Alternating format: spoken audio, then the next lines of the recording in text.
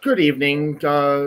This is John Rossomando with my guest George Papadopoulos for the Viking Research Report. There's some rather exciting news coming out about the FBI's placing an off the books honeypot who had allegedly targeted George and other people on the campaign. And now, George, when you were working on the first Trump campaign, did you notice anything odd or anything before you ended up having that weird episode with Mifsud or Downer or the cast of characters that have defined your world ever since? Well, thanks a lot for having me, John. It's a great pleasure to be with you. Look, before even the Washington Post knew that I'd be joining the Trump campaign in late March 2016, I had this coterie of infamous characters who were already running ops against me, which makes it incredibly important to understand the timeline here. This report that you just referenced regarding honeypots before Crossfire Hurricane were in 2015. Now, in 2015, I was advising another presidential candidate, Dr. Ben Carson.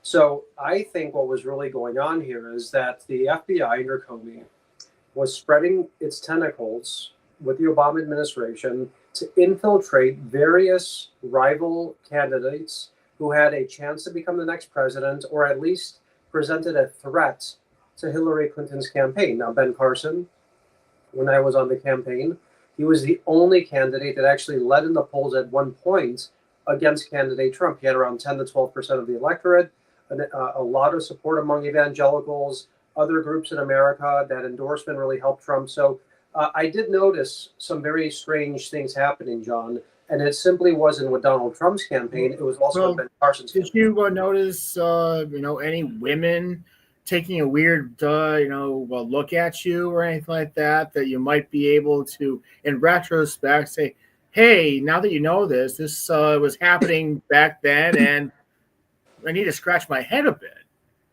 I do, John, and I'm waiting to see how things play out before I go public with names, because I don't want to falsely accuse somebody who might have been suspicious or might have done something that wasn't illegal. So I'm waiting. For example, there's been declassified information about an actual honeypot that was working with Stefan Halper, this infamous Azra Turk person. Now, this new report talks about honeypots, as I explained in 2015, before Crossfire Hurricane. I do have my suspicions. I think I ran into some of them while I was based in London. They were Americans. And I think given how quick Kash Patel is working on this situation, I think we'll probably learn a lot more. And it probably goes a lot deeper than I even imagined. Well, we've talked in the past together about the holes in the Durham investigation. I mean, you mind talking a little bit about what happened with Link University, some of the things regarding that think tank in London, and things that you think that Kash Patel and Pam Bondi should be looking into. If you were sitting down with them right now, what would you be advising them? It'd be very simple. Before even, like I explained, the Washington Post knew who I was or talked about me as an advisor to the Trump campaign, I have this institute in London that I was working for as a director, which was rife with ex-Western diplomats, ex-Western intelligence officials, people very well connected in Brussels, London, and Washington, D.C., basically facilitating a meeting at another university in Rome, which, according to David Ignatius of the Washington Post, trained CIA and FBI personnel to meet the former Italian foreign minister, who then introduces me to a man who's at the epicenter of 4 different investigations. That is Joseph Mifsud. So I would basically explain to them, why did John Durham cover this person up? Why did we go from Bob Mueller characterizing him as some sort of Russian operative to then John Durham not discussing him, saying he couldn't find him, and understanding really who was behind him entrapping me and trying to set me up. And I think The reason he's been covered up is because it goes directly to the highest levels of Western intelligence. It's going to be a stain on the Five Eyes global intelligence sharing agreements, and it probably will change bilateral relations between the United States and numerous countries. So it's a massive scandal, John, and I think based on how Kash Patel has been operating, AG Bondi, and of course Donald Trump being part of this operation that targeted me and they targeted him, I think we'll finally have the truth out. Well, George, we've talked a bit about some weird connections to the Middle East in all of this. I think the first time we spoke, you talked about some Libya connection at Link University that seemed a little bit odd. And then you have the fact that a lot of the people who went after you were linked to people like Nawaf Obaid and others who were friends of John Brennan's, who also were closely linked with Turki al-Faisal, who's the longtime head of Saudi intelligence, who hated Donald Trump, who had an axe to grind with President Trump over his Muslim ban comments. And, there's been a lot of, unsubstantiated rumors about Brennan having become a Muslim or something like that, when he was a station chief. That's neither here nor there. But do you think it's kind of odd that all of these people like Nawaf Obaid and others, had this connection to them? And also, with your background in energy resources, these people also had ties to the energy industry. Yeah, this group in London, the London Center for International Law Practice, was extremely well connected to numerous Gulf monarchies, to the Saudi governments. I remember, Saudi Aramco, the largest private, or I don't know if it's a private company or it's a state-owned oil company that has a valuation over $1 trillion. They were attending numerous conferences that this institute had put together.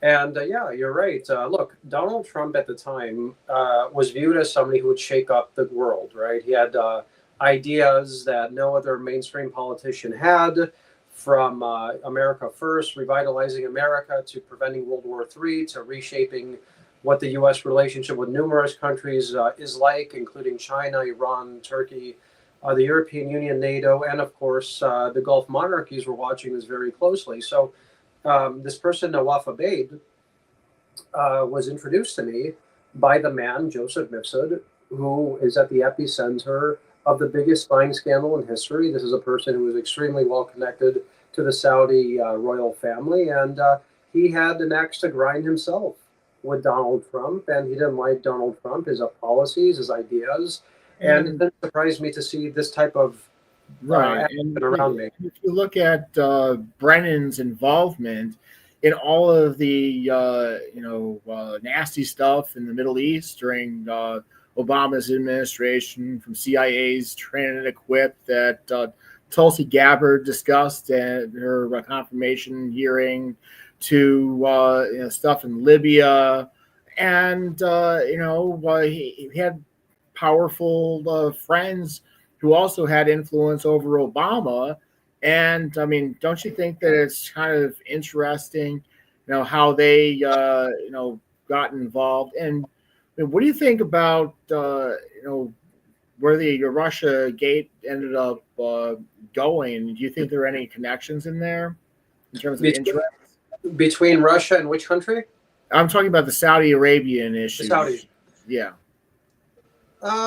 Look, I am a firm believer that the Russia hoax, first of all, it wasn't a hoax. It was actually a premeditated counterintelligence operation that was manifested between the Barack Obama White House and foreign governments. So this wasn't simply some sort of spontaneous investigation that just went awry. This was all pre-planned.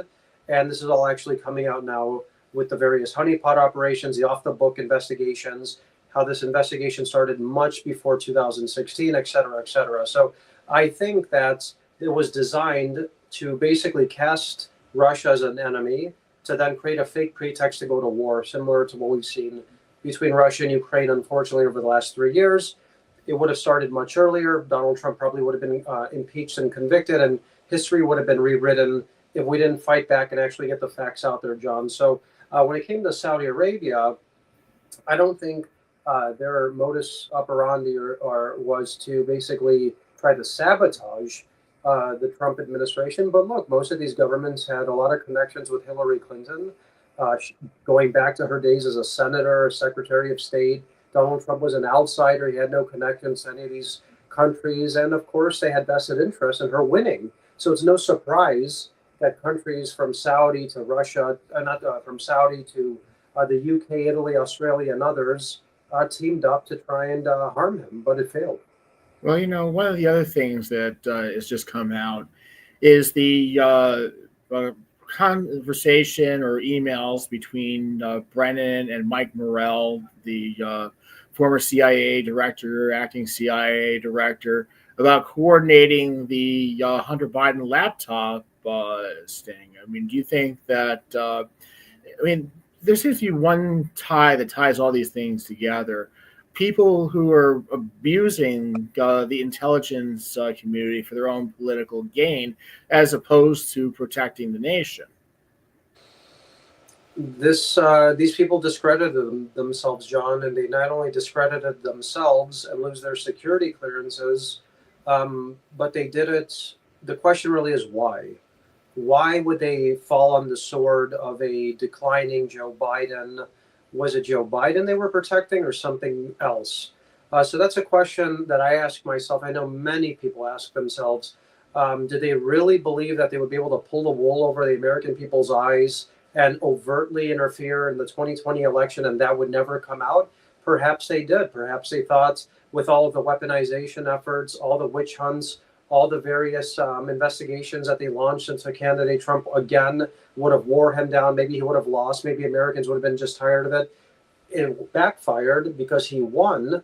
And now, even today, when you had this dress down by Trump against Zelensky, he basically said the exact same thing. All of this stuff with the 51 intelligence agents was designed to harm his relationship with Russia, not to have a peace agreement with Ukraine. And no one even buys it anymore. Even like CNN and all these other media apparatuses that were in the room were just nodding it because they understand that they were scammed themselves by people like Morrell, by people like Brennan, and now the shoe's on the other foot. Well, that brings me to the whole thing about CNN being an outlet for. Let me just start out by saying there are a lot of very patriotic CIA officers out there who share our values, who are risking their lives for their country out of patriotism and so forth. But, there seems to be an element in there that feels it's above the law and so forth. But, what was your feeling when you heard these CIA people saying that they'd sell out the country if they didn't keep their jobs? I think they're traitors. I think if you're a federal worker or somebody working at the CIA, and if you lose your job and then you're going to blackmail somebody to say, if you don't keep me on my $100,000 a year plus salary and benefits while I'm doing nothing, then you're a traitor and you should be prosecuted and at least investigated. So if that really is going on at the CIA, then maybe we don't need people like that, John. Of course, like you said, there are patriots in the CIA, I assume. They're patriots in the FBI, but there's been a lot of bad actors in both of these institutions. They have record low approval ratings, record low trust by certain segments of the American population. I would argue the majority. And when you have comments like this come out, then people don't trust them even more. It's very dangerous, and it's not surprising that Donald Trump has a very small group of advisors now that he's taking his advice from, and it's boding well for him and the country. Well, do you think that this is sort of thing that Elon Musk is doing exactly what we need to, turn over and get these people to expose themselves? Because if they're willing to sell out our country already, if they lose their jobs, imagine what they're doing right now. Imagine what Brennan and people like him were doing that we're not talking about.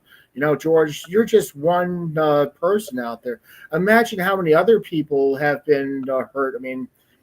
I know I have a friend, another friend who worked for the agency who ended up in a bad situation because of Brennan. But I mean, what do we need to do about these potential traitors who are working at these agencies so that we have people who we can depend on and who we can trust? I believe, unlike what was bestowed upon me and President Trump and General Flynn and others on the campaign, I believe in the rule of law in America. I also believe in probable cause to investigate crimes or potential crimes, because we don't live in a totalitarian system where you just look at people and decide that you're going to investigate them until you find some dirt.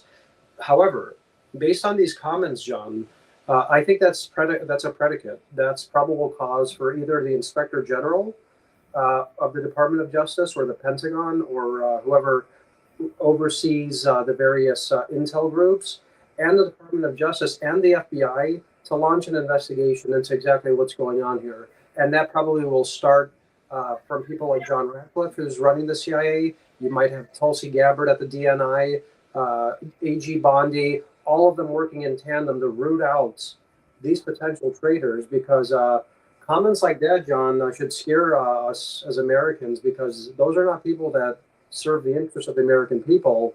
They're there to sell them out to the highest bidder. And well, you can't imagine how this makes the patriotic, CIA officer who toils for low pay and goes into a really dangerous job, works 16-hour days and so forth. How this makes them feel in terms of their morale.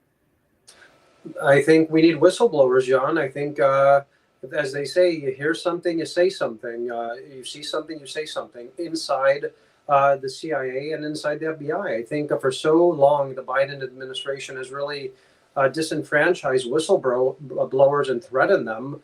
You still had some good men and women come out and say, we saw some things that were gone wrong in the FBI. We're going to talk about it, even though they lost their jobs as a result. I think some people at the CIA are going to have to step up. And if they indeed are hearing this kind of stuff, they should identify those people, bring them to the attention of the Attorney General, have them investigated, and if they're committing crimes, prosecute them and make an example out of them. And, what are your thoughts about the most recent revelations with regard to Epstein? I mean, it seems he might have been some sort of FBI informant, possible FBI, CIA, involvement of getting blackmail on these powerful individuals. And, it just seems to me to be very disturbing that you have the insubordination of the Southern District of New York. Yeah, I mean, I think it was whoever started that rollout yesterday of the binders and all that, and it resulted in nothing. I think that was somebody, advised the process wrong. I don't think it should have been rolled out like that, because we're talking about serious crimes here, John, crimes against humanity, sex trafficking, child trafficking. People have been murdered, their lives upended, destroyed. So this is a very serious matter.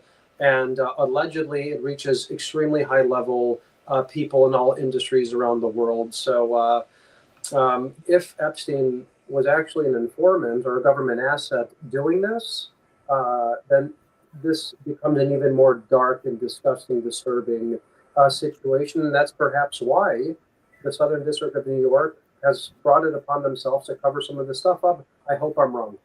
Well, so do I. I mean, there seems to be a very dark, undertone from your case to Epstein to the people allegedly threatening treason through CNN to some of the other cases that we've been seeing. I mean, let's just go back to your case. Do you think that Pam Bondi should reopen the Durham investigation and have another special counsel re-examine everything?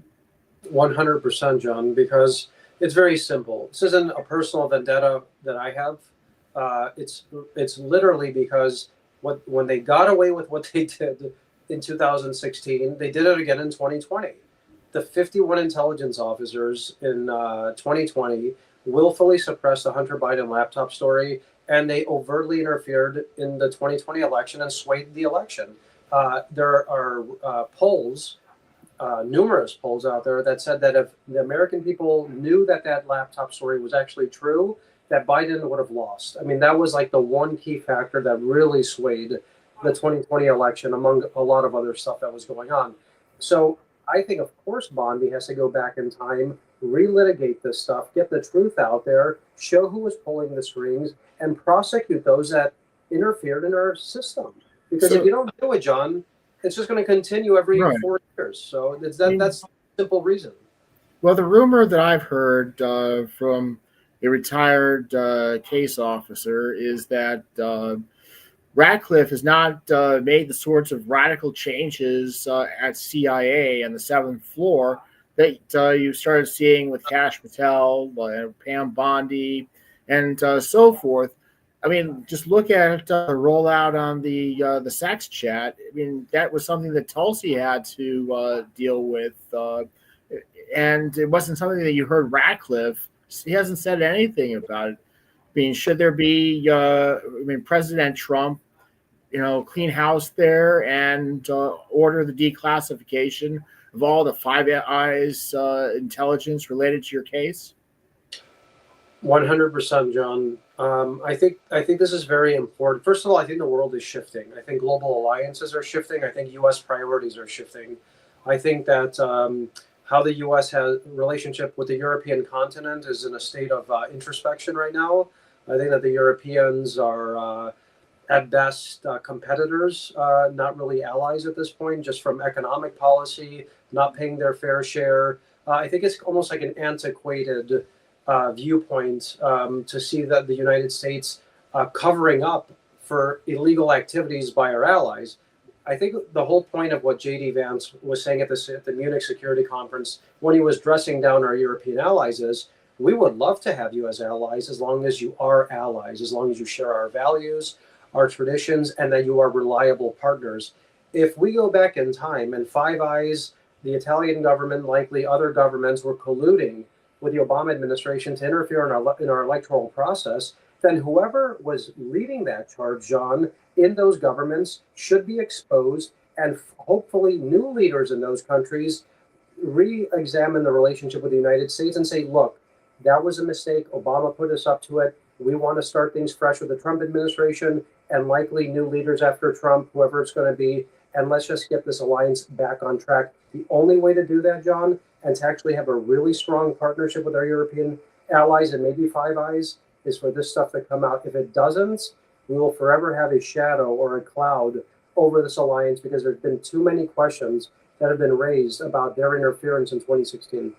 I mean, do you think that there needs to be more of a commission, kind of like the Church Commission back in the 70s, to look at how intelligence has been used for political reasons as opposed to keeping the next terrorist attack from happening, keeping the Iranians from getting a nuclear weapon, keeping the cartels from smuggling drugs, weapons, or whatever into this country? I certainly think we need another church committee, John, because that's the only way you're going to hold people accountable and actually make them do their job. I've had some interesting conversations with former FBI officials, former Navy SEALs, former Pentagon officials, and they don't even think that these institutions have the right priorities or the right mission anymore. They're actually almost more harmful to the American people than good, and that's just unsustainable. I mean, so the only way you're going to make them reprioritize the mission to securing the American homeland from threats domestic and abroad is by threatening them with either defunding their budgets, prosecuting corrupt officials within those institutions, and holding public hearings so that millions of Americans can have a sneak peek into why they're being held accountable or why this transparency is required. If these people are allowed to conduct themselves in the shadows, and to pull the wool over people's eyes and to lie to the media or have the media collude with them and then big tech suppressing things for them, why would they ever change? If we want to have a better relationship with our own agencies and with our foreign allies, a lot of things have to change, John, and that's what we've been discussing here today. I mean, do you think that there's stuff that maybe Congress should do to change how these organizations operate, or do you think that Elon should be given the charge to increase what he's doing with his chainsaw to the intel community's bureaucracy, so that we don't have I think it's a height of arrogance when you have these people from these different intel organizations having very perverse sexual talks on what's supposed to be a secure server. I mean, I think that comes down to arrogance to clean things up. You have good intel officers, like I've said repeatedly, that we need to be able to support and let them know that we're there for them. Yeah, I mean, so sorry, you cut out when I heard the question. Sorry, John. No, I was just like saying, I mean, shouldn't Elon increase his mandate to clean out the mess that's going on? And I was just saying that in my view, that sex chat, NSA, CIA, and so forth, was a height of arrogance because they thought they would never get caught, and it also kind of shows the cultural rot inside those agencies that needs to be cleaned out. You have a lot of good people in the CIA who are patriotic and who believe like us, and I think we should be supporting them by cleaning out these corrupt people. Well, that's why they say light is the best disinfectant, John. If we don't have lights go in and disinfect the rot and the corruption, and you don't have these groups like Doge going in and auditing the federal government in so many ways, and why would they change? I mean, why they would just continue to send millions and billions of dollars for projects around the world like USAID was, and finance Politico to the tune of $11 million to spread leftist propaganda. That kind of nonsense would have continued and continued if Harris won, and if Doge probably didn't exist, because a lot of these earmarks, or whatever you want to call them, were set to continue into the Trump administration until Donald Trump appointed people like Musk and others to stop the bleeding. And we've already potentially saved billions of dollars in taxpayer dollars, and we're getting some real transparency. It's been over a month into the Trump administration. He's working incredibly fast. This is probably the most transparent and efficient administration I can ever remember in my entire life. And I think anybody who wants less transparency has something to hide, or they're involved in some kind of scam. And that's why a lot of these high-profile Democrats were crying about the USAID thing, because they were probably being paid off. Well, I think that, like you say, people always have an agenda, and they're looking to keep from being found out. Yeah. I mean, it's like when you had Schumer threatening that the intel community has 60 ways past Sunday to come back at you if you go after them. I think, okay, what is his connection? I mean, there's evidence of certain members of of Congress being on the agency, payroll, or maybe being undercover themselves. And I want us to have a good intel community. I want us to get the bad guys. I just don't want us to be protecting certain political turf for corrupt bureaucrats, politicians, or people outside the government. Well, John, look, the intel community, unfortunately, and look, I would love to see America's FBI and our CIA be once again the preeminent law enforcement agency in the world, and some of the most effective killers of terrorists and bad actors around the world. And that's what I always thought the CIA was doing. But when it becomes deputized and becomes the henchman of the Democrat Party to go after political opponents white Christian males, and MAGA grandmas. That is not what the mission should be, John. And if we continue down this path of identifying 75 to 80 million MAGA people as extremists by our intelligence community, we don't have a or Christian or conservative Christian officers in the agency. I want to see the cartels go down who are pumping fentanyl into this country that are killing people.